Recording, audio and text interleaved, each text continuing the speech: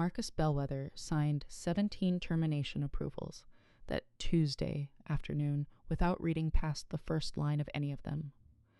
The way he'd signed off on dozens of similar stacks over the past 2 years, trusting the attendance policy's clean, automatic math to have already done the actual judging before the paperwork ever reached his desk. Renee Alvarado's name was somewhere in the middle of that stack. He wouldn't understand what he'd actually signed away until his own 3-year-old asked him about it. 3 days later, over dinner, in the plane, devastating way small children ask questions adults have spent considerable effort avoiding. I want to be honest about something before we get into this one. Marcus doesn't come off well in the early part of this story, and I'm not going to soften that. What matters is what he did once he actually understood what he'd done. Here's how it unfolded.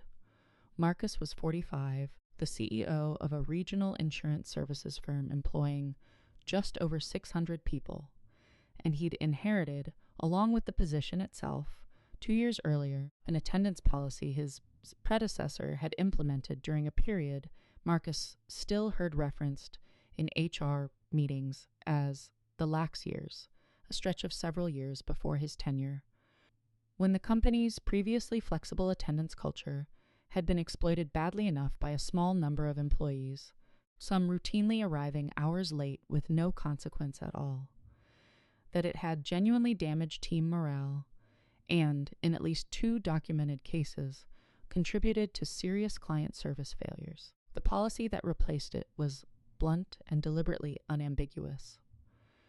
3 late arrivals within any rolling 60-day period triggered a written warning, and any further lateness after that resulted in automatic termination, no discretionary review built in at any stage. It had, by most internal measures, worked exactly as intended.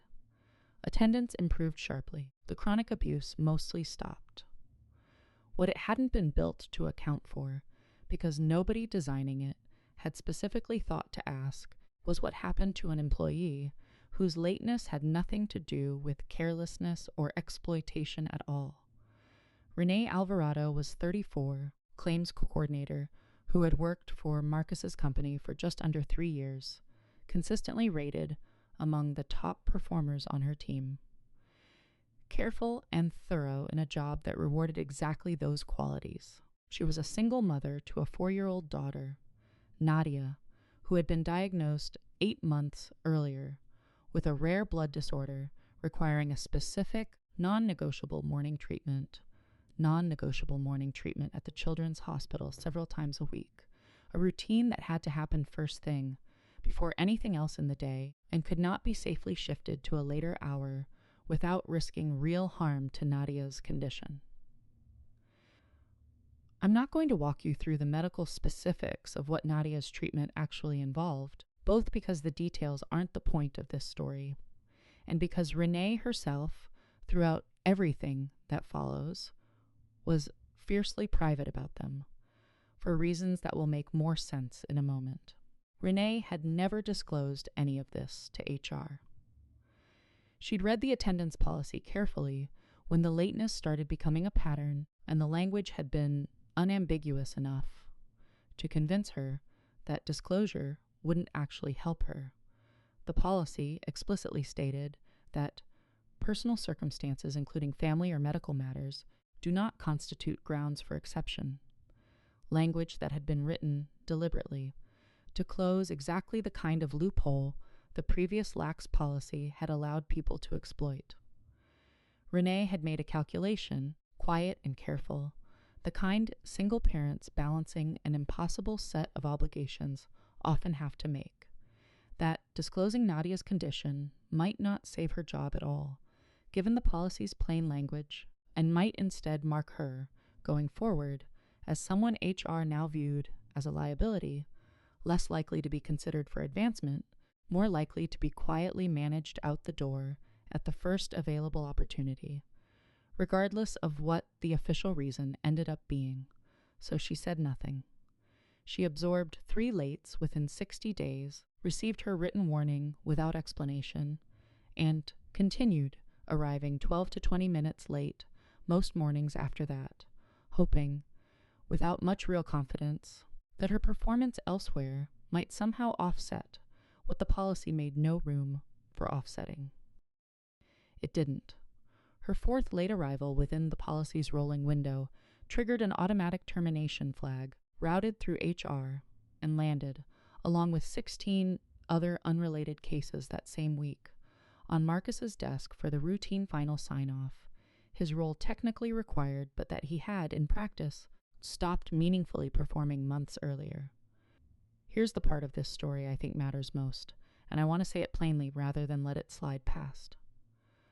Marcus wasn't cruel. He was distant in the particular way executives sometimes become distant. From decisions that have been fully automated by policy, trusting a system he'd once reviewed carefully to keep functioning correctly without his continued attention. That distance cost Renee her job just as thoroughly as deliberate cruelty would have, even though it came from a considerably more mundane place. He found out what he'd actually done 3 evenings later, at his own kitchen table, when his daughter Fern, 3 years old and inconsolable in the particular way small children get when something in their world has genuinely upset them, asked why Nadia wasn't at daycare pickup anymore. "Her mommy doesn't work at your building now," Fern said, her voice thick, with the specific grief of a preschooler who has just lost her best friend's regular presence without any real explanation. "Miss Carroll said Nadia's mommy got fired. Why did you fire her, Daddy?" "She was just taking Nadia to the doctor every morning." "That's not a bad reason to be late." Marcus went very still. "What doctor, sweetheart?" "Nadia goes every morning," Fern said, with the plain, complete confidence of a 4-year-old repeating exactly what she'd been told. No embellishment, no confusion. "Her blood doesn't work right. She has to go get it fixed before she can even come to school," she told me. I don't think it's fair that her mommy lost her job for that. I don't think there's a comfortable way to describe what that moment felt like for Marcus. And to his credit, he didn't try to minimize it later when he told this part of the story to his own HR director. He sat at that table, his own 3-year-old, looking at him with the particular clear-eyed disappointment children are capable of before they've learned to soften it for adult comfort, and understood, all at once, exactly what his own detachment had actually cost someone. He called Renee directly the following morning, not through HR, not through any formal channel, simply reaching her on the phone number still listed in her old personnel file. "I need to apologize to you," he said, before she'd even fully confirmed who was calling. "I signed your termination without reading a single detail of your case, and I understand now that was a serious failure on my part. I'd like to make this right if you're willing to let me." Rennie, understandably, was cautious at first, and I think that caution deserves respect rather than any suggestion she should have simply been grateful for the call. She'd spent 8 months quietly managing an impossible situation entirely on her own, absorbing consequences she hadn't earned, rather than risking the vulnerability of asking for help from a system that had explicitly told her, in writing, that her reasons didn't matter. Trusting that this particular phone call represented something different took her some real convincing.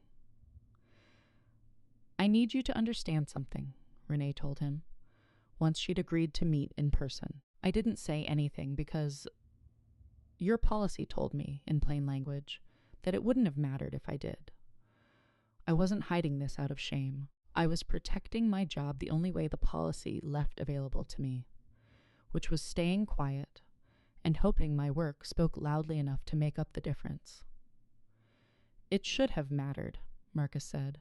"I'm not going to pretend the policy language didn't exist. I'm telling you it was wrong, and I'm the person who let it stay that way for 2 years without ever once asking whether it needed exceptions built into it." I want to give real credit here to Diane Okonjo, the company's HR director, who had actually written much of the original policy language 2 years earlier, because I think her part in this story matters as much as Marcus's does. When Marcus brought Renee's case to her, Diane didn't get defensive about the policy she'd built. She acknowledged, plainly, that the rigid, no-exception language had been a deliberate overcorrection to the previous era's chronic abuse, written in a hurry, under real pressure from a board demanding an immediate, unambiguous fix, without the kind of careful discretion clause that might have prevented exactly this outcome. I built a policy to stop people from gaming the system, Diane told Marcus. I never built in a way to tell the difference between someone gaming it and someone like Renee. That's on me as much as it's on the sign-off process. Rennie was rehired within the week with full back pay for the gap and formal correction to her personnel record, removing any reference to the termination. But Marcus, to his own credit, didn't treat that single correction as the end of what needed fixing, understanding correctly that whatever had happened to Renee had almost certainly happened, in smaller or larger ways, to other employees who'd never had a 3-year-old's honest question force the issue into his kitchen. The policy Marcus and Diane rebuilt together over the following 2 months kept the core protection against the kind of chronic, unaddressed lateness that had caused real problems years earlier, but added a genuine review pathway, a confidential medical and family hardship process reviewed by a small rotating committee rather than any single manager, allowing employees facing documented, non-negotiable circumstances to request accommodated scheduling without it counting against the standard attendance policy at all. Crucially, Marcus also changed his own practice going forward, no longer treating termination sign-offs as a rubber stamp on paperwork he trusted the system to have already handled correctly, personally reviewing the specific circumstances behind every attendance-related termination before it was finalized. A small procedural change that took him, by his own estimate, an extra 90 minutes most weeks, and that he has said more than once was the least he owed the next Renee Alvarado he might otherwise never have thought to ask about. Renee still works at the company, in a role with slightly more flexibility built formally into it now. And Nadia's treatment, while still ongoing, has stabilized enough in the months since that the mornings, Renee says, have gotten a little easier to manage than they were at their worst. Fern and Nadia are still close, still inseparable most days at pickup, and Marcus, when he sees the two of them together now, says he thinks about that dinner table conversation more often than he'd probably like to admit. If there's something worth taking from this one, it's that the policies meant to protect an organization from being taken advantage of can just as easily end up punishing the people who most deserve protecting, and that the distance between a well-intentioned system and real harm is often smaller and far more ordinary than most of us assume until someone's small and honest enough finally makes us look at it directly. Let me know in the comments what part of this landed hardest for you. I always find it's different for everyone. If you're new here, subscribe. We've got a story like this every week. And if there's a rigid rule near you that might be quietly punishing someone it was never actually meant to catch, maybe it's worth a closer look.